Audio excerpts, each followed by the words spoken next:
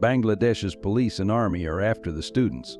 Sometimes police vans are seen passing over the students, sometimes helicopters are seen landing on the university roofs. Thousands of students are seen protesting on the road, sometimes rallies are taken out, sometimes protest marches. Gradually, the students' movement spread so much that they were forced to block roads, highways, and railway systems. It got to the point where the government of Bangladesh not only blocked the police but also the army. Local media was not reporting anything anyway. On top of that, the internet, social media, and WhatsApp were also blocked and curfews were imposed in important areas. And the curfew was not just that, but shoot at sight. In many places, direct bullets were also fired at the students. More than 200 students were killed, thousands were injured, and countless students were arrested. Along with all this, due to the country's shutdown for so many days, Bangladesh has lost more than $2 billion. After all this, the only question in everyone's mind is, why is all this happening in Bangladesh? Welcome again to Curious World Videos. Viewers, it all started on June 5, 2024 after a decision by the High Court when they reinstated the quota system in Bangladesh civil services. Initially, some peaceful protests were seen, but after that, Eid holidays were due, so protests throughout the country were postponed. After Eid, students started protesting again, and this time they were a little more serious.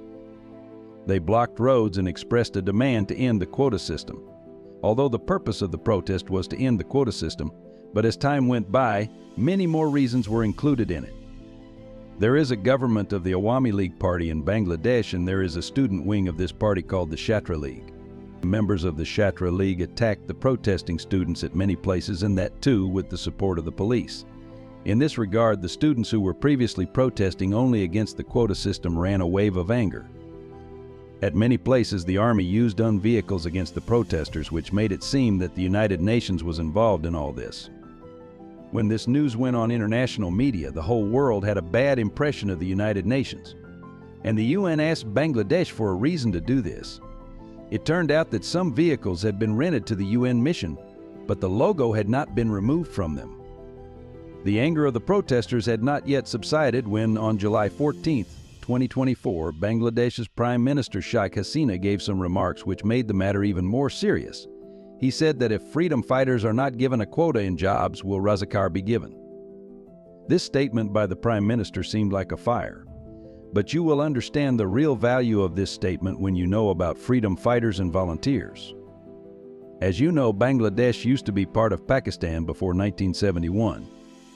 At that time, it was called East Pakistan, while today's Pakistan was called West Pakistan.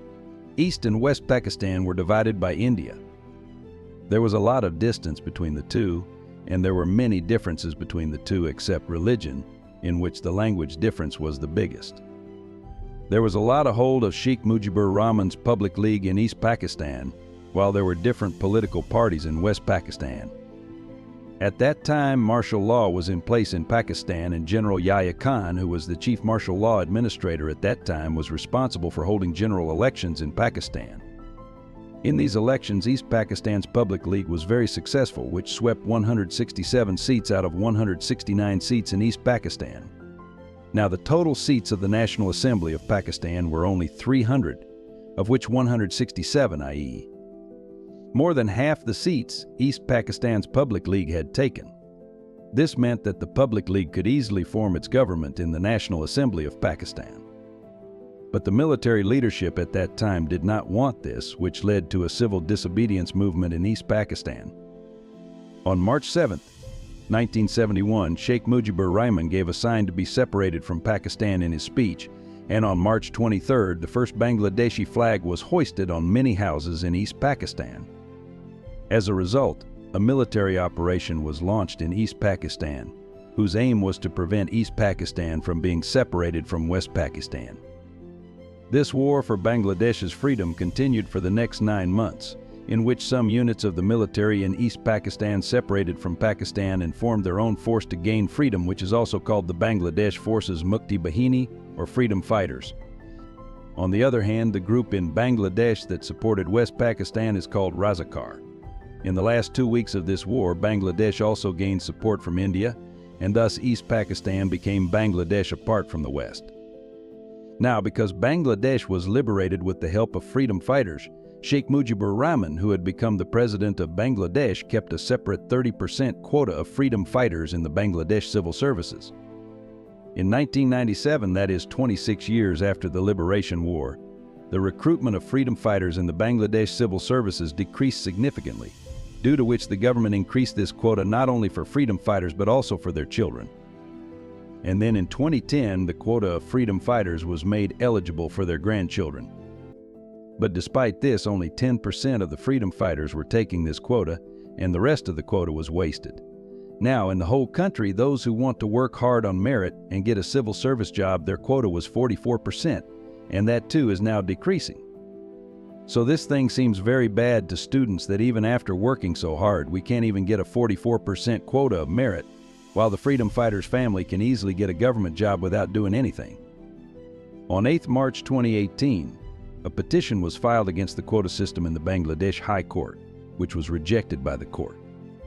At that time, Prime Minister Sheikh Hasina said that she personally wants to keep a quota for the freedom fighter's family, on which students protested against the quota system.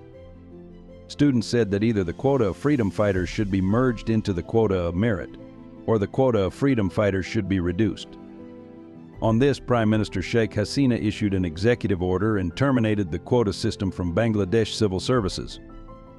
It remained silent for the next few years, but then suddenly the Bangladesh High Court canceled Sheikh Hasina's executive order on 5 June 2024 and revoked the quota system. And from here, the protests started again. When the situation got out of control, on 21 July 2024, the Supreme Court of Bangladesh passed a heavy reformation order in the quota system. In that order, 93% of the quota was given for merit, which was previously 44%. And the quota of freedom fighters, which was previously 30%, was reduced to 5%. 1% for minorities and 1% for disabled people were fixed. After this order, students decided to end the protest only on the condition that their arrested companions be released and the government officials of the areas where the students were killed should resign. As of now, the students' demands have not been met till the time this video is being made. But the government believes that the situation is under control to a large extent. Mobile services, internet, and social media are being reopened. What do you think about this whole scenario? Do let me know in the comments section. I hope you will like and share this video of Curious World. See you in the next video.